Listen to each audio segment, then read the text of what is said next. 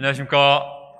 네, 지난주부터 저희가 예배 때 찬양을 부르고 예배를 드리게 되어서 우리의 마음이 물된 동산같이 말씀을 들을 수 있는 준비가 되어서 하나님께 감사합니다. 코로나 때문에 찬양을 자유롭게 할 수 없었다는 것이 얼마나 숨막히는 일인가. 찬양이 얼마나 중요한데 저희들이 이제 점점 상황이 좋아져서 이렇게 찬양을 부를 수가 있고, 마치 기름치지 않은 기계처럼 굉장히 뻑뻑했는데 찬양을 부르니까 마음에 은혜가 임하지 않습니까? 하나님께서 성령의 임재가 충만한 예배 계속해서 이루어주시기를 간절히 기도합니다. 오늘은 내가 거할 성소를 만들라 말씀입니다. 2절 말씀인 25장 8절 말씀을 같이 읽어봅시다. 시작. 내가 그들 중에 거할 성소를 그들이 나를 위하여 짓되. 기도하겠습니다.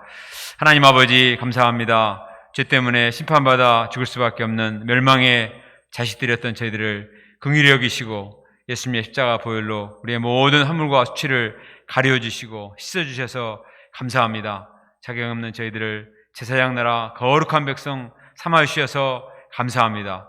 또 하나님 앞에 나와 예배드리며 하나님이 보여주시는 하늘의 신령한 복으로 우리의 마음을 채워주셔서 감사합니다. 이 시간에도 저희들이 참 겸비한 마음으로 하나님 앞에 나아가 참 우리의 마음을 주의 제단에 드리기 원합니다. 받아주시고 연락하여 주시옵소서. 하나님이 약속하신 성령을 풍성히 부어주셔서 우리의 마음 제단에 성령의 불이 타오르게 은혜 덧입혀 주시고 주님의 임재를 체험하는 복된 예배가 될 수 있도록 축복하여 주시옵소서. 예수님의 이름으로 기도합니다. 아멘. 하나님은 이스라엘 백성들을 제사장 나라 거룩한 백성 삼아 주셨습니다. 하나님은 그 십계명 말씀을 이스라엘 백성들에게 허락해 주셨습니다. 그리고 이제 피의 언약, 피로써 언약을 맺으셨습니다. 나는 너희의 하나님이고 너희는 내 백성이다. 생명의 언약 관계 표현으로 피로써 언약을 삼으신 것을 우리가 지난주에 살펴보았습니다. 하나님은 이스라엘 백성들과 언약만 맺고 다시 하늘로 올라가신 것이 아닙니다. 하나님은 계속해서 이스라엘 백성 가운데 거하시기를 원하셨습니다. 하나님이 거하시려면 하나님의 집이 필요하지 않습니까? 그래서 하나님께서는 하나님이 거하실 성소를 만들라 이렇게 말씀하십니다. 이것이 바로 오늘 우리가 살펴볼 성막입니다. 신랑 신부가 서로 결혼하고 서약을 맺으면 같이 한 집에서 살아야죠. 그래서 신방이 참 중요하지 않습니까? 그래서 얼마나 신랑 신부가 자기들이 살 집을 또 방을 예쁘게 꾸미나요? 하나님은 우리를 거룩한 신부로 삼으시고 또 이제와 우리와 함께 연합하여 영원토록 살기를 원하십니다. 이것이 바로 성막입니다.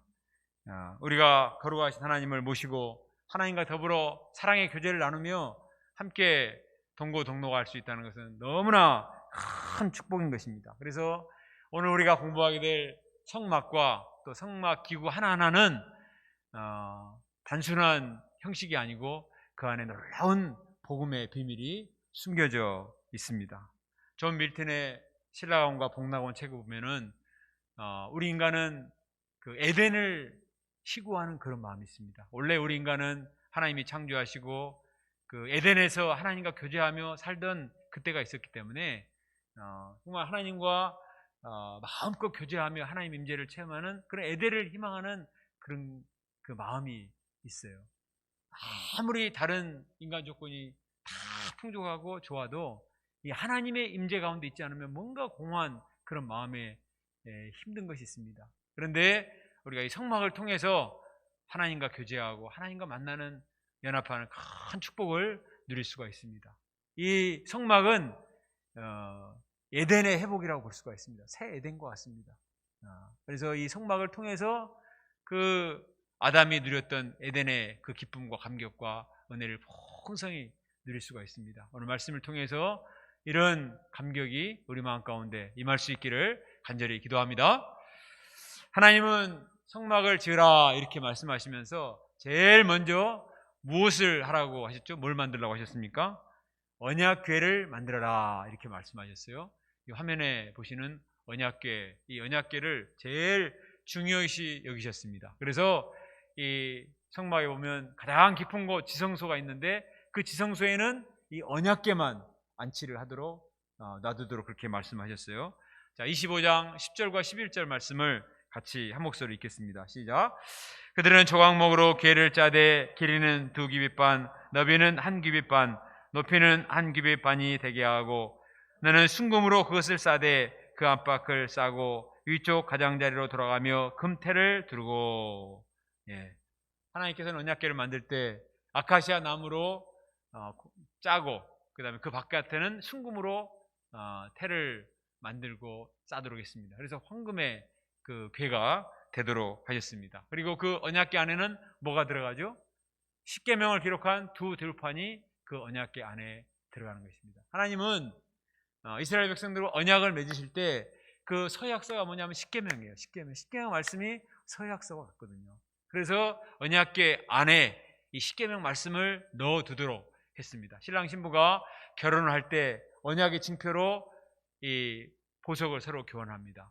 그래서 결혼식이 끝나면 그 보석은 자기들이 가장 아끼고 또 자기들만 알 수 있는 곳에 보관을 하지 않습니까? 하나님께서도 이 언약궤 안에다가 언약판, 증거판인 십계명 말씀의 돌판을 넣도록 그렇게 말씀하셨습니다. 우리 마음 깊은 곳 속에도 하나님과의 언약의 말씀이 새겨져 있어야 되는 것입니다. 우리의 마음 깊은 곳 속에 가증한 우상을 몰래 숨기고 있다면 하나님이 얼마나 슬퍼하시겠습니까? 우리는 하나님의 말씀을, 또 십계명 말씀을 우리 마음의 중심에 모시고 또 그 말씀을 새기기에 힘써야 되겠습니다. 그래야 죄에 빠지지 않고 헛생각하지 않고 마음이 좌로나 우로나 치우치지 않고 하나님을 깊이 만날 수가 있고 또 하나님이 그 말씀을 통해서 내 안에 들어오셔서 내 마음을 어루만져 주시고 위로하시고 힘주시고 하늘의 신령한 복으로 충만하게 채워주시리라 믿습니다. 우리는 때로 내 마음 깊은 곳 속에 내 마음 성소에 지성소에 무엇이 있는가 점검해 볼 필요가 있습니다. 연애 감정이나 세상의 물질과 쾌락을 사랑하는 마음이나 이런 것들을 몰래 감추고 있다면 이것들을 빨리 제거하고 정말 하나님을 앙망하는 마음 또 하나님을 사랑하는 그 말씀으로 충만할 수 있기를 기도합니다. 우리 마음이 세상의 호탕한 것들로 가득해 있으면 하나님의 영이 임할 자리가 없습니다. 하나님이 들어오셔서 내 마음에 좌정하기 원하시는데 너무나 많은 것들이 또 지저분한 것들이 이런 세속적인 것들이 가득 차 있으면 하나님의 영이 임할 자리가 없습니다. 그래서 우리 마음에 그 헛생각들, 헛된 것들을 드러내고 청소하고 깨끗이 만들어야 하나님의 영이 우리 마음 가운데 임하시게 됩니다. 이번호 일용할 양식 112페이지에 보면 미국 IIT의 밥 헨킨스 목자 소감이 거기에 수록이 됐는데 읽어보셨나요? 이번에 소감 제목은 여호와의 말씀을 즐거워하여 하는 내용이고 요절은 시편 1편 2절입니다. 오직 여호와의 율법을 즐거워하여 그 율법을 주야로 묵상하는 자로다. 이분의 인생 소감 제목만 보면 이분이 정말 말씀을 사랑하고 원래부터 참 말씀에 대한 소원이 많은 분이나 보다 이렇게 생각이 됩니다. 그러나 그의 소감을 읽어보면 처음부터 뭐라고 말하냐면 자기는 본래 말씀을 즐거워하는 사람이 아니었다고 말합니다. 성경 공부하려고 할 때 처음에는 항상 투덜거리면서 내가 왜 지금 가고 있지? 내가 할 공부도 많고 할 일도 많은데 지금 내가 왜 여기를 가고 있지? 그리고 끌려가는 마음으로 억지로 갈 때가 많았습니다. 그런데 가서 막상 말씀을 공부하다 보면 그리고 말씀을 공부하고 돌아올 때 그 마음에 놀라운 그 감격과 기쁨과 은혜를 체험했습니다. 하나님의 말씀은 자신과 같이 강팍한 마음도 꿰뚫는 힘이 있었습니다. 교만한 자를 겸손케 하고 약한 자를 강하게 하며 어리석은 자를 가르치고 죽은 자에게 생명을 불어넣는 힘이 있었다고 했습니다. 그 마음에 근심과 두려움이 가득해도 말씀 앞에 나가면 하나님의 그의 불안한 마음을 잔잔하게 해주시고 두려움을 다 제거해 주시고 용기를 주시고 가장 좋은 곳으로 인도해 주셨습니다. 말씀이 너무나 신비한 거죠. 다른 것들로 가득 차 있을 때는 하나님 말씀이 부담스러웠어요. 그런데 말씀 공부하다 보면 하나님 말씀이 이미 내 마음에 꽃 들고 들어와서 다른 쓰레기들을 다 몰아내고 어느새 말씀이 자기 마음을 가득 채우고 있는 거예요. 그래서 말씀을 공부하고 또 공부하고 하다 보니까 나중에 성경생이 되고 목자가 되고 IIT 센터의 책임 목자가 될 만큼 말씀을 주일마다 메시지로 전하는 말씀의 종이 되었습니다. 어느새 말씀의 맛을 아는 말씀에 사로잡힌 자가 된 거죠. 그래서 그분의 마지막 소감은 뭐라고 말하냐면 이 세상에는 제 마음을 빼앗고 하나님 말씀을 즐거워하지 못하게 하는 것들이 많습니다. 제가 바라는 한 가지는 이런 것들의 마음을 빼앗기지 않는 것입니다. 남은 생애 동안 제가 하나님 말씀을 굳게 붙들고 말씀 공부를 힘써 해나갈 수 있기를 기도합니다. 말씀의 맛을 아는 거죠. 그래서 그 마음에 정말 말씀이 가득하기를 간절히 바라는 그의 소원이 참으로 은혜가 됩니다. 우리 평신도 목자님들도 새벽에 출근하느라고 얼마나 바쁩니까? 그런데 아침마다 많은 우리 목자님들이 일용양식을 먼저 써서 은혜를 나누고 또 단톡방에 양식을 올리는 것을 보면 정말 하늘의 신령한 은혜가 먼저 임하는 것을 보게 됩니다. 그렇게 할 때 하나님께서 기뻐하시고 시절을 쫓아 풍성한 열매를 맺게 하실 줄로 믿습니다. 우리 마음의 지성소를 언약의 말씀으로 채우는, 다른 것들이 아니라 하나님의 말씀이 우리 마음을 가득 채우는 그런 감격과 은혜가 가득 차게 하실 줄로 믿습니다. 다음은 속죄소에 대해서 말씀하셨습니다. 아까 우리 언약궤 나왔는데 언약궤 위쪽 부분에 이렇게 속죄소를 만들도록 하셨습니다. 천사 모양을 만들고 천사가 날개로 쫙 덮도록 그런 모양을 했습니다. 그리고 여기서 내가 너희를 만나리라 이렇게 말씀을 하셨습니다. 22절을 같이 한번 읽어볼까요? 22절. 자, 시작. 거기서 내가 너와 만나고 속죄소 위, 곧 증거궤 위에 있는 두 그룹 사이에서 내가 이스라엘 자손을 위하여 내게 명령할 모든 것을 내게 이르리라. 속죄소는 두 천사가 날개를 펴서 언약궤를 덮고 있는 모양입니다. 이 속죄소의 원어의 뜻은 덮는다 이런 뜻입니다. 덮는다. 하나님은 우리를 만나기 원하십니다. 우리를 만나주시기 원하세요. 그런데 하나님은 속성상 거룩하시고 우리는 죄악되기 때문에 만나고 싶어도 물과 기름이 서로 합할 수 없는 것처럼 만날 수가 없어요. 그래서 하나님께서는 어떤 방법을 취하셨느냐? 인간의 허물과 죄를 씻고 덮어주는 이 속죄소를 거쳐서 인간들이 하나님 앞에 나오도록 하신 것입니다. 그래서 이 언약궤가 지성소 안에 있는데 1년에 한 번 대제사장이 들어가서 이 속죄소에 피를 뿌렸습니다. 이렇게 함으로써 하나님이 우리 인간의 모든 죄를 덮어주신다. 천사가 덮듯이 덮어주신다. 피로 씻듯이 씻어주신다.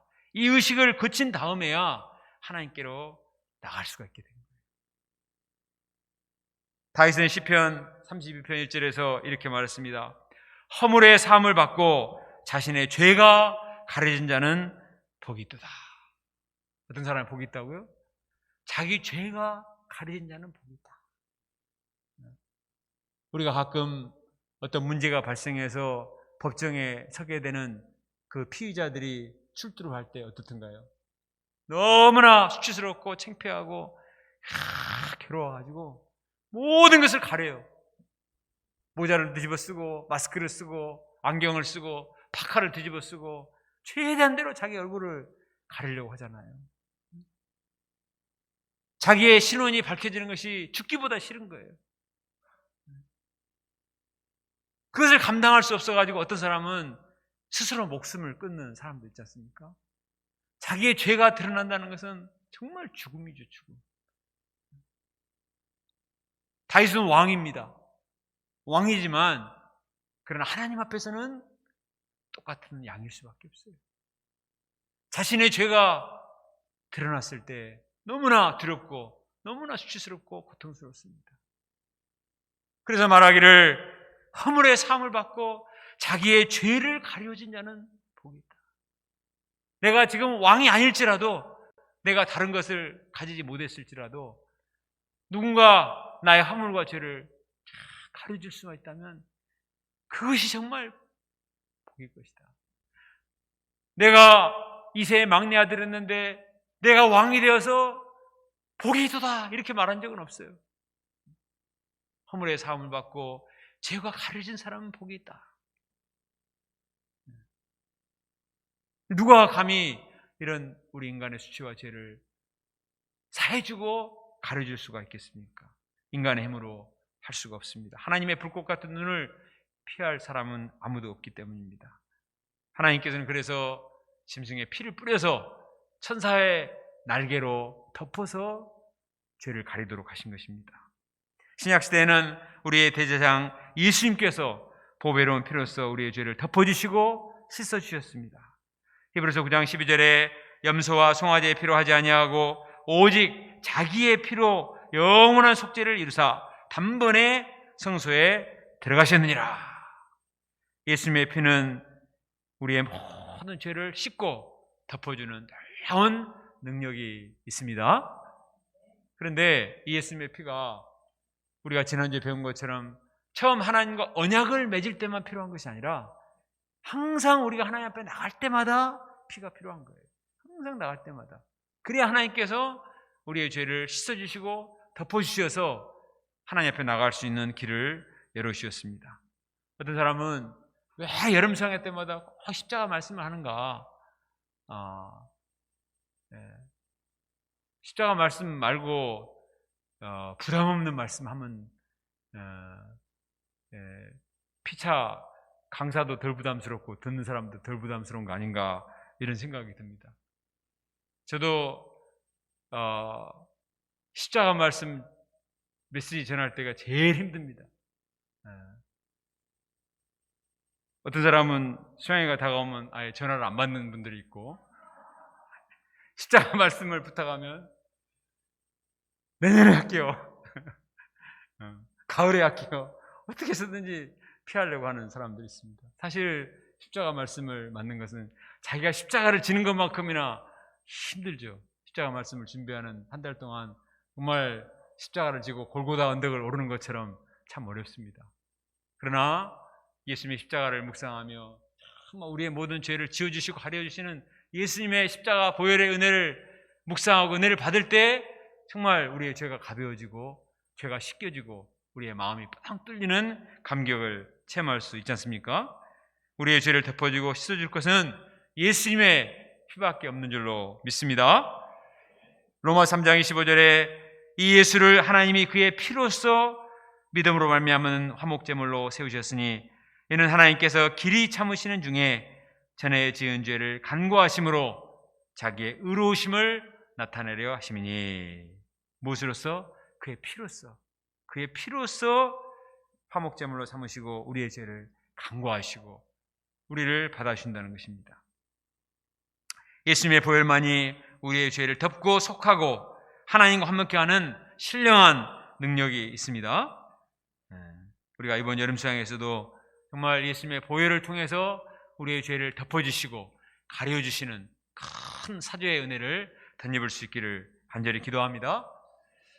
우리 최영석 형제님이 지난주에 피로 세운 언약 메시지를 듣고 그 은혜를 생각하며 시를 이렇게 써왔습니다. 홍석 형제님 앞으로 최시인이라고 그래야 될 것 같아요. 근데 시를 보니까 참 은혜가 있습니다. 갈고 닦자 내 마음 혼자서는 빛낼 수 없는 도자기 주께서 비추인 빛에 반짝거리네. 흠없이 닦자 캐캐 묵은 먼지를 닦아내자. 눌러 버텨버린 먼지 마른 수건으로는 닦을 수 없네. 특효약은 예수님 보혈 붉은 보혈에 흠뻑 적셔 내 죄를 닦아내자. 감사하다 감사하다 주께서 비추인 빛에 깨끗해진 내 마음 더욱 빛나네. 야, 시만 들어도 마음이 깨끗해지는 것 같지 않습니까? 우리 용성 형제님은 참 눈매가 서글서글하니 착하게 생겨서 별로 죄가 없는 줄 알았더니 보니까 눌러붙은 먼지 같은 자신의 죄로 인해서 고민하는 흔적이 있습니다. 아무리 깨끗한 이 마른 수건으로 닦아내도 닦아낼 수가 없다는 것입니다. 특효약은 예수님 보혈. 자, 이게 아주 압권인 것 같아요. 특효약은 예수님의 보혈. 우리 마음을 닦고 깨끗게 할 수 있는 것은 예수님의 보혈밖에 없습니다. 예수님의 보혈에 흠뻑 적실 때 우리 마음이 빛나고 깨끗해질 줄로 믿습니다. 네.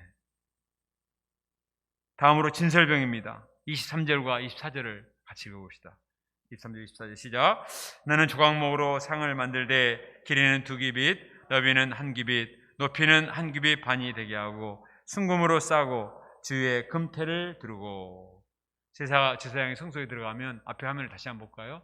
이렇게 진설병이 있습니다. 상에다가 양쪽에 6개씩 떡을 쌓아서 12지파를 상징하는 떡상을 저렇게 진설을 하도록 하셨습니다. 이것은 하나님의 광야에서 만나로 그들을 먹여주신 것에 대한 감사의 표현입니다. 30절에 보면은 상 위에 진설병을 두고 항상 내 앞에 있게 할지니라. 진설병은 원어로 보면 파님, 얼굴이라는 뜻이에요. 하나님의 얼굴 앞에, 하나님의 면전 앞에 나아갈 때 이렇게 떡을 진설을 해라, 이런 뜻입니다. 이 떡은 생명의 떡으로 오신 예수님을 상징합니다. 예수님이 탄생하신 베들레헴이 떡집, 이런 뜻이에요. 또 예수님은 요한복음 6장 35절에서 말씀하시기를 나는 생명의 떡이니 내게 오는 자는 결코 줄이지 아니할 터요 영원히 목마르지 아니하리라 말씀하셨습니다. 예수님께서 자신의 살을 우리의 양식으로 내어주셨습니다. 곡식이 떡이 되려면 어떻게 하죠? 곡식이 가루로 빻아져야만 됩니다. 곡식 그 상태로는 음식을 먹을 수가 없어요. 절구통에 넣고 계속 짓이겨서 아주 미세한 가루로 만들어야 이게 가루가 되고, 그 다음에 그것을 화덕에 올려놓고 구워야 떡이 되지 않습니까? 예수님도 이 땅에 오셔서 많은 고초를 겪으셨습니다. 사람들에게 버림을 당하시고 십자가에서 진이겨 주시고 부서져 가루가 되셨습니다. 이로써 하나님께 드려지는 제물이요 우리 인생들에게는 생명의 양식이 되어 주셨습니다. 그러므로 우리도 그리스도의 지체로서 우리의 심령을 곱게 갈아서 주님의 제단에 우리가 주님께 드려야만 되겠습니다. 예수님의 고난에 참여하고 여러 가지 시련과 연단을 받을 때 우리 마음이 겸손해지고 순수해집니다. 잘 구워진 떡처럼 하나님께 향기로운 제물이 될 수가 있습니다. 우리의 자연인 상태로는 거칠은 곡식처럼 이게 하나님께 드려질 수가 없어요. 자기 생각과 욕심과 교만과 이 세상에 여러 가지 것들이 많이 있어가지고 이 상태로는 하나님이 받으심직한 제물이 될 수가 없습니다. 그러나 절구통에 넣고 곡식을 갈고 찢고 이렇게 할 때 가는 가루가 된 것처럼 우리가 회개하고 하나님 말씀에 완전히 순종할 때 내 마음에 불순물이 없어지고 거친 것이 없어지고 이 사나운 것, 반발심, 욕심, 인간적인 생각이 다 빠지고 가루가 되어서, 이거 소재라고 그러죠. 소재, 가늘소, 제물제. 아주 가는 이 곡식처럼 그때 그것을 구워서 하나님께 드릴 수가 있습니다. 그래야 하나님이 받으시는 것입니다. 예수님의 제자들은 처음에 왔을 때 열정은 많았어요. 열정은 많은데 욕심과 혈기와 인간적인 생각이 강해가지고 그 상태로서는 하나님이 받으심직하지 못했습니다. 그런데 예수님의 십자가 부활 사건을 거치고 또 예수님의 생명의 양식을 먹고 많은 연단을 거쳐서 이들의 마음에 세상적이고 인간적이고 이런 불순물들이 제거되고 가는 밀가루처럼 정말 마음이 부드럽고 성화된 이런 사람들로 변화가 됐습니다. 그런 뒤에 이들이 기록한 복음서와 서신서들은 얼마나 은혜가 됩니까? 사도 요한이 기록한 요한복음이나 요한일서, 1, 2서, 요한계시록 말씀, 사도 베드로가 쓴 베드로 전후서 말씀은 정말 2000년이 지난 우리에게도 얼마나 참 놀라운 양식이 되고 있습니까? 그것은 그들의 마음이 예수님의 은혜를 체험하고 연단을 받아서 정말 부드러운 밀가루와 같이 그렇게 변했기 때문에 온전히 하나님께 드려지는 제물이 된 것입니다. 우리가 매주 주님 앞에 나와서 예배드리는 것이 진설병을 드리는 것과 같습니다. 세상에서 사는 동안 우리의 내면은 너무나 거칠고 사나워져 있습니다. 그럼 우리의 마음을 갈고 닦아서 고운 가루처럼 만들고 성령의 기름으로 잘 반죽해서 드릴 때 하나님이 받으시는 향기로운 제물이 되게 하실 줄로 믿습니다. 사도 바울은 고린도후서 2장 14, 15절에서 이렇게 말했습니다. 항상 우리를 그리스도 안에서 이기게 하시고 우리로 말미암아 각처에서 그리스도를 아는 냄새를 나타내시는 하나님께 감사하노라. 우리는 구원받은 자들에게나 망하는 자에게나 하나님 앞에서 그리스도의 향기라. 우리가 과거에는 죄 때문에 구린내를 품기던 그런 사람들이었어요.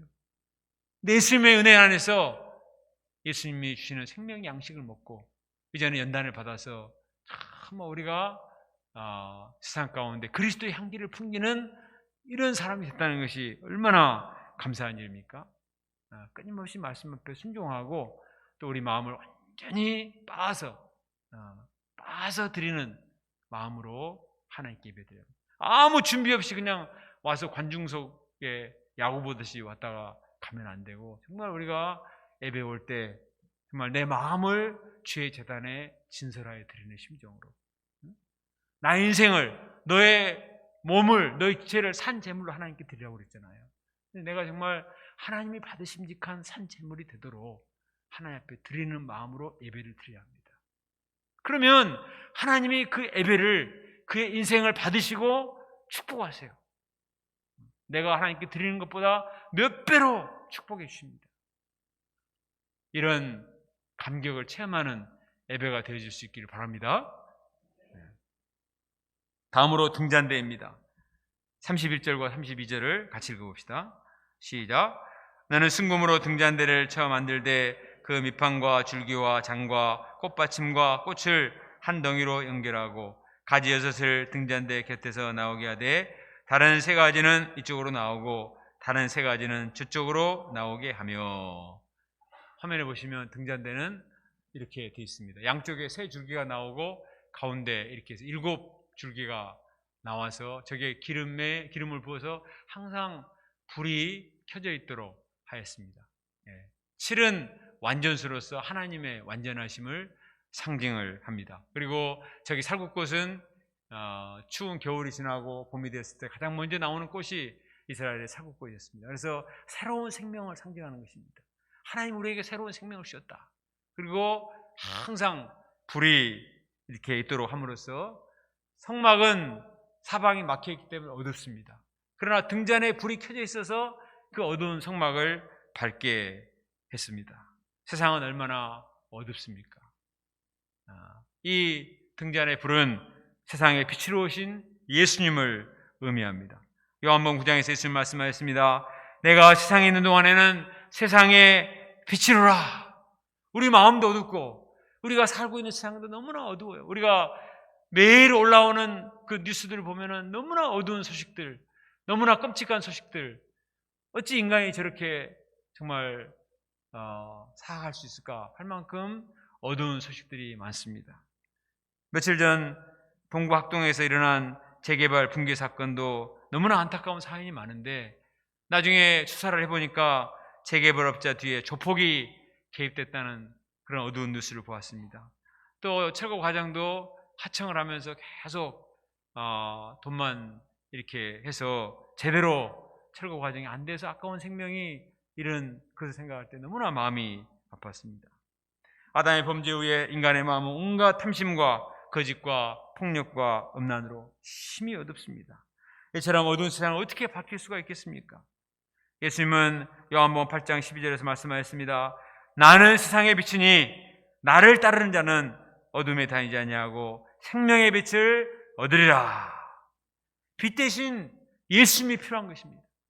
모든 사람의 마음에 강력한 예수님의 빛이 임해야 마음에 거짓되고 이기적이고 탐욕스럽고 불안하고 이런 폭력적인 그런 마음들을 없앨 수가 있어요. 우리가 살고 있는 각 곳에, 각 가정과 각 사람의 마음에 정말 예수님이 비추시는 강력한 빛이 임해야 이 어둠의 세력을 몰아내고 사회를 바꿀 수 있지. 아무리 법을 바꾸고 다른 것을 강화해도 근본적으로 인간의 마음이 밝아지지 않으면 세상은 밝게 만들 수가 없습니다. 우리가 해마다 여름 수양회가 되면은 은혜가 되는 이유가 뭔가요? 그것은 말씀을 통해서, 소감을 통해서, 많은 프로그램을 통해서 정말 예수님이 비추시는 강력한 빛을 우리가 공급받기 때문에 처음에 올 때는 다 심각해서 시커멓게 왔다가 끝날 때가 되면 그냥 환하게 밝아져가지고 달덩이와 같이 이런 은혜가 임하는 것은 예수님을 통한 말씀의 은혜가 빛으로 우리 가운데 임하게 됨일지로 믿습니다. 여름 수양회가 되면 우리가 많이 불렀던 율동곡 중에 이런 노래가 있죠. 나는 어떻게 부르죠? 나는 어둠이었으니 같이 한번 불러봅시다. 시작. 어둠이었었네. 내가 첫 곡을 알았습니다. 나는 어둠이었었는데 밝고 환한 빛이 되었네. 나는 눈물이었었는데 맑고 고운 웃음 되었네. 빛 가운데 하늘을 보고 소망 중에 예수님 닮아 세상 고통 심하다 해도 빛과 소망 중에 살리라. 이번에도 꼭 이거 합시다.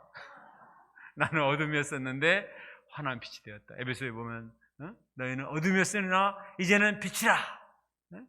어둠이었는데 참 예수님의 빛이 임하여 내 마음에 큰 빛으로 임하는 하나님 은혜가 얼마나 감사합니까? 우리 남병현 형제는 1년 전에 왔을 때 많이 어두웠습니다. 주로 어두운 방에서 주로 웹툰만 보고 유튜브만 보고 움직이지 않으니까 어두울 수밖에 없죠. 그러나 말씀 공부를 하면서 말씀 안에 있는 생명의 빛이 그 마음에 임해서 점점 이분의 마음이 밝아졌습니다. 말도 많아지고 점수도 오르고 또 은혜가 되지 않습니까? UBF 와서 뭐가 제일 좋았는가 물어보니까 밝은 분위기 그리고 은혜로운 소감. 참 소감을 통해서 어두운 가운데 있던 인생이 밝아진 참 그 소감을 들으면 자기도 모르는 사이에 마음이 밝아지잖아요. 이제는 병현 형제가 소감을 쓸 차례가 되었습니다. 하나님께서 어떤 어두운 내면도 빛 대신 예수님이 임하시기만 하면은 어떤 어두움도 어떤 어둠의 세력도 참 몰아내시고 빛으로 밝게 하실 줄로 믿습니다. 빛 대신 예수님을 찬양합시다. 그런데 27장 20절에 보니까 등대한데 불이 꺼지지 않기 위해서는 등불을 계속 공급을 하라고 했습니다. 등잔에 불이 항상 켜져 있도록 해라.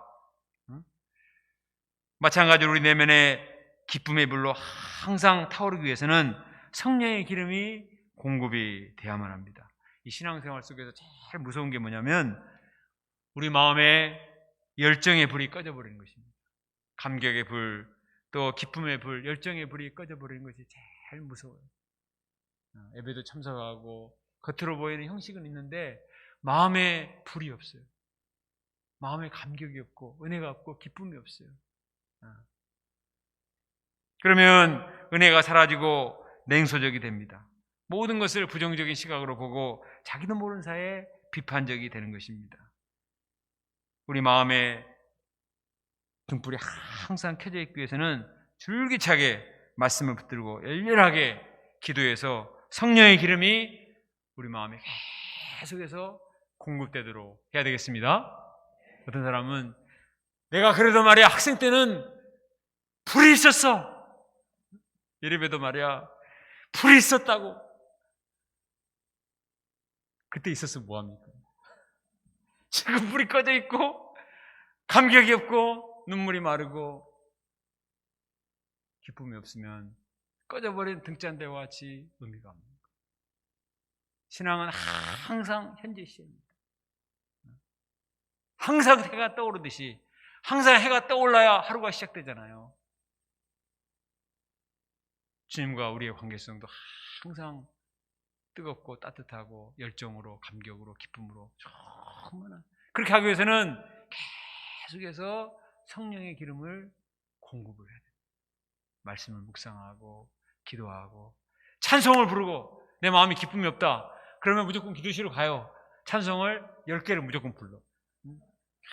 계속 똑같은 거 그냥 불러요. 그러면은 어디선가 기름이 공급되는 게 느껴져요. 안 되면은 안 불러지면 들어 그냥. 찬송 틀어놓고 들으세요. 그러면 내 마음에 성령의 기름이 공급되고 그때 한 말씀이 탁 임하면 확 타오릅니다. 우리가 살고 있는 세상은 너무나 차갑고 어둡고 그래서 그냥 사탄이 자꾸 마음의 불을 꺼버려요. 우리가 성령의 기름을 계속 공급받아서 우리 마음에 성령의 등잔대에 불이 항상 켜질 수 있기를 간절히 기도합니다. 다음으로 번제단입니다. 27장 1절과 2절을 같이 읽어보겠습니다. 27장 1절 2절 시작. 너는 조각목으로 길이가 5규빗 너비가 5규빗의 제단을 만들되 네모 반듯하게 하며 높이는 3규빗으로 하고 그 네 모퉁이에 뿔을 만들고 그 뿔이 그것에 이어지게 하고 그 제단을 놋으로 싸고. 화면에 보시는 것처럼 이게 번제단이죠. 자기 집에서 키우던 양이나 이런 짐승을 가지고 갑니다. 그리고 그 짐승의 머리에 손을 얹고 기도를 합니다. 기도를 할 때 자기의 모든 죄를 다 남김없이 고하는 거예요. 그러면 나에게 있는 죄가 그 짐승에게 전가가 됩니다. 그리고 그 짐승이 나를 대신해서 죽어지는 속죄제물이 되는 거예요. 그리고 그 짐승의 목을 따서 피를 뿌려요. 제단에게 피를 뿌립니다. 그리고 짐승의 가죽을 싹 벗겨냅니다. 그리고 고기를 얇게 각을 떠요. 그래가지고 번제단에 올려놓고 밑에서 불을 뗍니다. 불을 떼서 그 고기가 새까맣게 타지도록 다 태우는 거예요.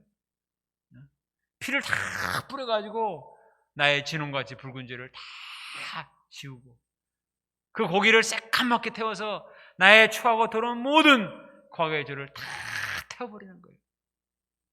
그렇게 하고 나서야 성소에 들어갈 수가 있어요. 번제단은 마당에 있어요. 성소 안에 있는 게 아닙니다.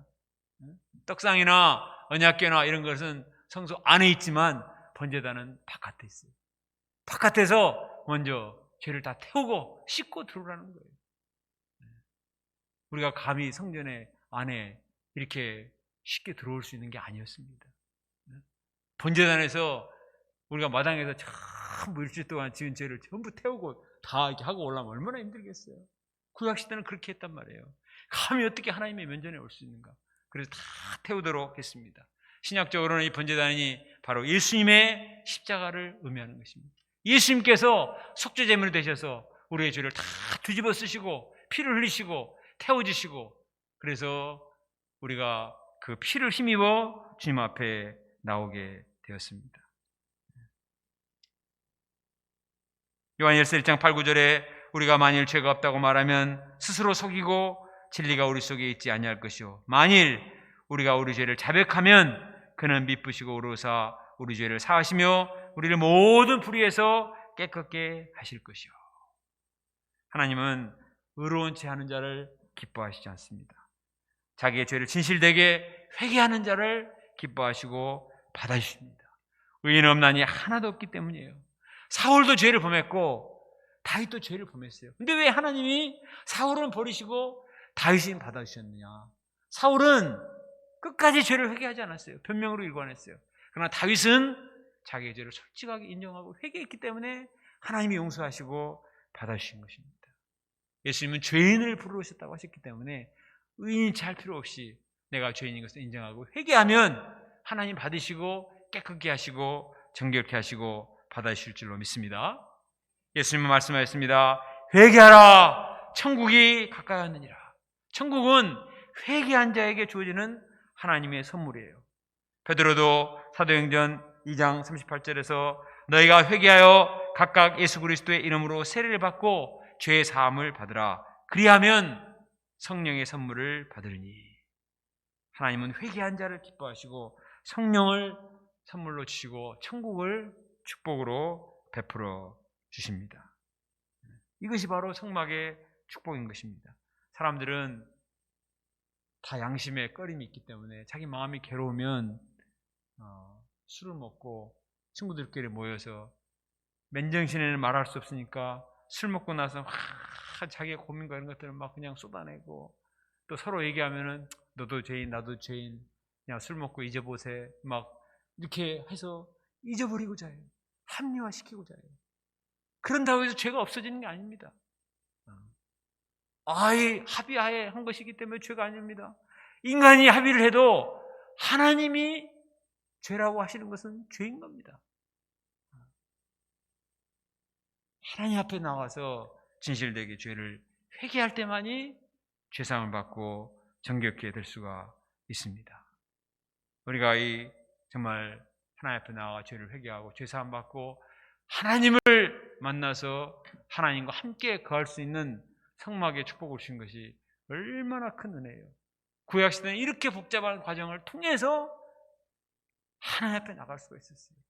그런데 신약시대에는 이 모든 성막의 제사 제도와 기구가 예수님에게로 다 통합이 됐습니다. 예수님의 십자가에 다 통합이 되어졌어요. 그래서 예수님의 십자가 앞에 나와서 회개하고 예수님의 십자가를 믿기만 하면 하나님께로 나갈 수 있는 새롭고 산 길을 허락해 주셨습니다. 하나님은 이렇게 해서라도 우리와 함께 동고동락하기를 원하십니다. 하나님이 정말 얼마나 우리와 함께하기 원하시는가, 이것을 성막을 통해서 알 수가 있어요. 오늘 말씀이 나온 것처럼 내가 거할 성소를 만들라.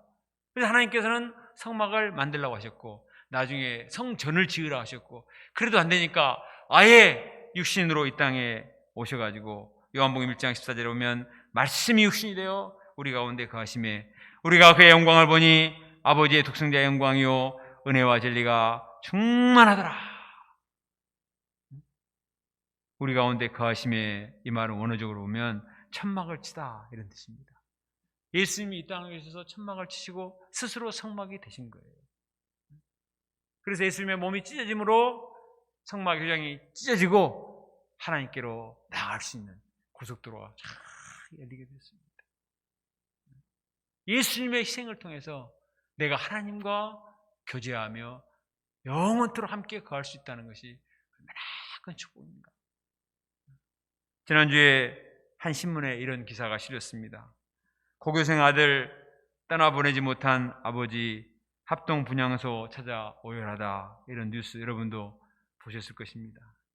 지난 광주 돌구 철거 건물 붕괴 사고 때 가장 어린 고등학교 2학년 학생이 학교 갔다 오다가 희생이 됐습니다. 이 아이는 정말 아빠를 사랑하고 그 아빠도 아들을 정말 사랑했던 것 같아요. 그래서 버스 타면서 집에 가서 볼게, 사랑해 아빠, 이런 문자를 마지막 남겼어요. 그렇게 하고 사고를 당했습니다. 장례가 이미 끝났지만 그 아들을 못 잊은 아버지는 매일 합동분향소를 저렇게 찾게 되었습니다. 평소에 아들이 좋아하던 음료수를 사들고 와서 한참을 흐느끼고 있는 그런 사진입니다. 이 아버지는 거의 식사를 못할 정도로 슬픔이 심해서 구청의 전담 공무원이 관리를 하고 있을 정도라고 합니다. 장례식 때도 아버지가 직접 영정 사진을 들고 발인을 했습니다. 그리고 영안실에 있을 때도 하루에 몇 번씩이나 찾아가서 그 아들을 보면서 아들을 마지막 눈에 담았다고 했습니다. 이 기사를 보면서 느끼는 것이 아버지는 얼마나 아들을 사랑하고 함께 있기를 원했는가. 자식을 사랑하는 부모의 마음이 느껴져서 너무나 마음이 아팠습니다. 그런데 오늘 말씀을 묵상해 보니까 성막을 지어서까지 우리와 함께 거하기 원하시는 하나님의 마음이 느껴졌습니다. 우리 인생들은 너무나 죄악되어서 하나님이 함께 하실 수가 없는데, 하나님이 우리와 함께 하실 수 있는 공간을 특별히 만드신 거예요. 이렇게 해서라도 하나님을 만나기 원하시고 우리 가운데에 거하시기를 원하십니다. 이를 위해서 성막을 짓도록 섬세하게 가르쳐 주셨습니다. 그리고 나중에는 독생자를 보내셔서 친히 성막이 되시고, 또 예수님이 죽으시고 부활하신 다음에는 성령으로 오셔서 우리 안에 좌정하십니다. 그래서 고린도서에 보면은 너희는 하나님의 영이 거하는 성령인지를 너희가 알지 못하느냐. 얼마나 우리와 함께 하기를 원하시면은 나중에는 아예 십자가에 죽으시고 부활하신 다음에 성령으로 오셔서 우리 마음에 들어오셔가지고 영원토록 우리 마음에 좌정하기 원하시는가. 이것이 바로 하나님의 마음이다 하는 사실을 알게 됩니다. 하나님은 얼마나 우리를 사랑하시고 우리를 보듬어 주시고 우리를 지켜주시고 의의 길로 인도하기 원하시는가. 우리가 이 하나님의 사랑을 깊이 영접하고 하나님과 함께 동거하는, 내가 너 안에, 네가 너 안에 거하는 이런 하나님과 연합되는 삶을 살 수 있기를 간절히 기도합니다. 성막은 하나님의 임재의 상징이에요. 마지막 이 사진을 보시면 성막의 이 뚜껑에 해달 가죽으로 덮고 세 겹으로 천으로 만들었습니다. 그것은 하늘을 상징하는 거예요. 하늘. 우리 인간이 감히 어떻게 정말 하나님 나라를 보고 체험할 수가 있습니까? 이나 성전을 통해서 하나님 나라를 체험하는 것입니다.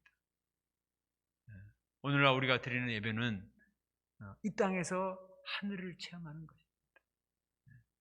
요즘 테슬라가 이 우주선을 쏴가지고 우주 여행을 하는 상품을 개발해가지고 사람들을 모집하잖아요. 이 지구를 떠나서 우주에 올라가서 참 다른 행성을 구경한다. 얼마나 환상적인 거예요. 그러나 엄청난 돈을 내고 로켓을 타고 화성에 간들 거기 하나님 나라 없습니다. 거기서 하늘 볼 수 있는 게 아니에요. 하나님이 허락하신 성막에서, 성막 대신 예수님 안에서 회개하고 복음을 영접할 때 하늘이 열리고 하나님의 임재를 체험하는 천국을 맛볼 수 있는 것입니다. 그리고 우리는 예배 때마다 하나님의 임재하심을 체험하고 하나님과 교제하고 만나는 이런 은혜를 받을 수 있어요. 회개하고 기도하고 찬양할 때 우리 아까 불렀던 찬송처럼 참 하늘이 열리고 주님의 은혜가 우리 마음 가운데 쏟아지면은 그 축복을 체험할 수 있다는 것이 얼마나 감사합니까? 우리가 예배 때마다 이런 감격을 맛보는 큰 은혜가 임할 수 있기를 간절히 기도합니다.